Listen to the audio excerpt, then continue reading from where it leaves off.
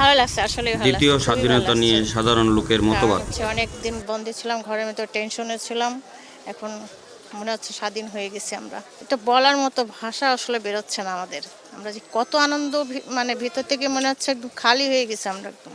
মানে এতদিন সব চাপা হয়েছিল, এখন মনে হচ্ছে আমরা ওপেন হয়ে গেছি। হ্যাঁ, কয়েকদিন পরে আজকে মার্কেট খুলেছে, কেনাকাটা করতে আসছি, ভালোই লাগছে। এখনো আরো দেখবো। কাস্টমার আসতেছে, কারণ এই আগে একটা ভয় ছিল যে রাস্তা নামলে গুলি পড়বে বা পুলিশ আক্রমণ করবে, এরকম একটা ভয় ছিল। কাস্টমারের এখন ওই ভয়ভীতিটা কমে গেছে, ঠিক আছে।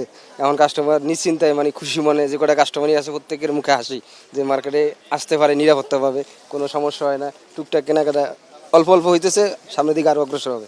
দাম তো নিউ মার্কেটে যারা ব্যবসা করে, কিন্তু প্রায় কাস্টমার যারা ব্যবসায়ী একদম চায়, হয়তো একটু দুই একটা লোক আছে একটু দামাদামি করে, ওদের সাথে আবার এরকম দামাদামি করতে হয়। কারণ নিউ মার্কেট কাস্টমার যারা অনেক দিনই তো ব্যবসা করে, তো এটা কাস্টমার চিনে কোন কাস্টমার কত দাম চাইতে হবে। কারণ যারা দামাদামি করে কাস্টমার, ওদের কাছে দামাদামি হয়। যেমন আমার এই কাস্টমার, আমি একদম বলে দিছি, নিয়ে গেছে। অনেক ভালো লাগছে, আর স্বাধীন হয়েছে দেশ, রাস্তাঘাট খুবই ভালো।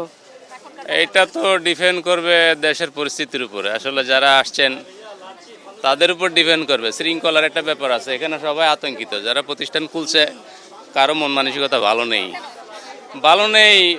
সার্বিক পরিস্থিতি, এখন তো দেশের কোনো গার্জিয়ান নাই, কে কোন দিক থেকে এসে কি আক্রমণ করে কি নিয়ে যায়, এই আতঙ্কে আছে আর কি। না, আসলে চাঁদাবাজির বিষয়টা এই মুহূর্তে যাওয়াটা ঠিক হবে না। এই কারণেই এই যারা এগুলি করতেছে, আমরা এগুলো বলতে পারি না যে এরা একেবারে পেশাদারি চাঁদাবাজি, দলীয় চাঁদাবাজি, এটা বলার সুযোগ নেই। আসলে এটা দল আসা না আসা পর্যন্ত এই কথা বলা যাচ্ছে না যে কারা করতেছে, এটা বলা যাচ্ছে না, বুঝছেন। এটা হ্যাঁ, ছিল চাঁদাবাজি ছাড়া ঢাকা শহরে কোথাও ছিল না। না, এইটা আপনি আবার একই প্রশ্ন যদি আমরা বলেন, তাহলে কিছু করার নাই। আপনিও দেখবেন কারা ছিল, কারা গেছে, কারা আসছে, এটা তো আপনারাও দেখবেন। সময়টা তো বেশি দূরে নাই, অপেক্ষা করেন দেখার জন্য। আমরা কিছুই জানি, আমরা একটা শান্তি চাই, শান্তির একটা ব্যবসা চাই। যেগুলি বছরের পর বছর যে লোকসানগুলো হয়ে আসছে দোকানদারদের, তারা একটু অন্তত দাঁড়ানোর মতো সুযোগ আবার করে দেখ সরকার, এটাই চাই। যারা আসুক, একটা ভালো সরকার আসুক, ব্যবসায়ী বান্ধব একটা সরকার আসুক, এটা চাই।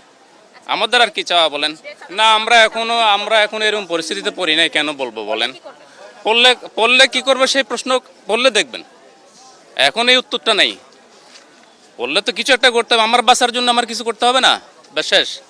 আমাদের দেশ এই গত কয়েক বছর ধরে অনেক অশান্তি, সহিংস ঘটনা ছিল। গত এক মাস ধরে ছাত্ররা আপনার কোটা আন্দোলন নিয়ে এরা দেশ স্বাধীন করছে, নতুন করে দেশ স্বাধীন হয়েছে। আমাদের বিভিন্ন আশেপাশে নিউ মার্কেট, গাউসিয়া ব্যবসায়ী এলাকাটা খুব আতঙ্ক ছিল। এখন বিশেষ করে ছাত্রদের, জনসাধারণের এই আন্দোলনের মাঝখান দিয়ে দেশ স্বাধীন হয়েছে। এখন নির্ভয়ে মানুষ স্বাধীনভাবে মার্কেটে আসবে, শপিং মলে আসবে, শপিং করবে। আমরা এই প্রত্যাশা আছি। দেশ এখন সন্ত্রাসমুক্ত আছে, স্বৈরাচার বিরোধী দেশ আছে এখন, ইনশাল্লাহ।